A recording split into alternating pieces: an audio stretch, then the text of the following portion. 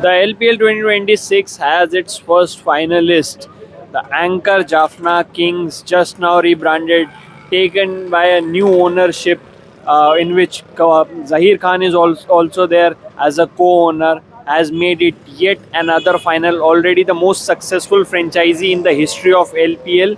Jaffna Kings, the Anchor Jaffna Kings, have made it to the final once again. And how they did it in an emphatic fashion by posting the highest ever total in LPL history. Yes, 242. Batting first, they posted the highest total in the tournament's history, courtesy of a scintillating 100 by Kamil Mishara and two valiant knocks, first by Khwaja Nafe and then a quick fire difference making 54 of 21 balls by Tauhid Ridoy. That was the game changing innings, just because if you check the difference at the end, it was down to only 14 runs, the difference of the loss. So Paul Gallant fought hard with the bat in an attempt to complete the record run chase. But after the wickets of Charit Asalanka, Sam Harper, two of their most prolific run scorers in this tournament, after their wickets, it was always about catching up the required run rate, which was always going up. Mohammad Shiraz bowled really well for his three wickets for Jaffna, and other bowlers supported him really well.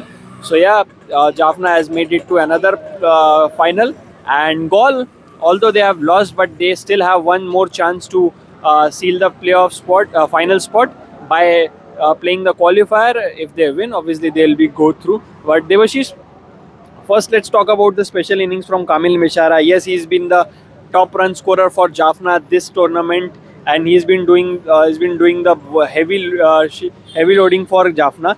But today, what was more surprising, from a point of Jaffna fans, was to see him hit those big sixes, seven sixes in his innings.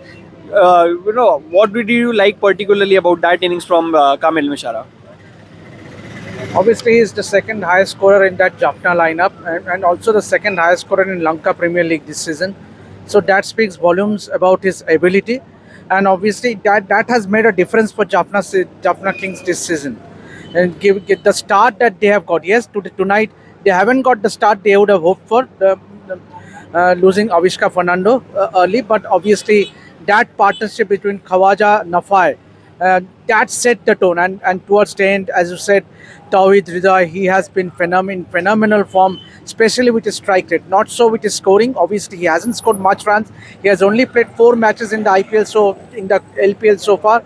But obviously, when it comes to his strike rate, it is a staggering more than 200 run strike rate, and that has set the tone for Anchor Jaffna Kings, I think. And when you talk about their bowling as well, it is Lizard Williams, it is Dunit Walalege. Yes, Dilshan Madhusanka has gone in for a lot of runs, but he also got 12 wickets. Then you have a Shakib Al Hasan who chipped him with 1 wicket. He has 9 wickets. So it's a complete unit, I would say. Yeah, definitely. It's a complete unit. And first, we were talking about Jaffna, how their bowling has been very good. But now, if you look at their batting, the way the newcomers have come in and made an instant impact, whether it's Taurid Rudra or Khwaja Nafi was playing his second game. I think now the batting is also looking very settled, and Jaffna are looking very dangerous and all set to defend their title. Now, the final hurdle is obviously there in front of them. But what do you think? What went wrong for Gaul? Their bowling has been good in this tournament so far, but they only managed to pick only 1 wicket tonight. And obviously their batting hasn't clicked as well. Sam Harper, obviously he has given the start, but I think Rogers has been a huge letdown, and there hasn't been any partnership. When you are chasing a total of 242, you need to get a partnership going, as was the case with Jaffna.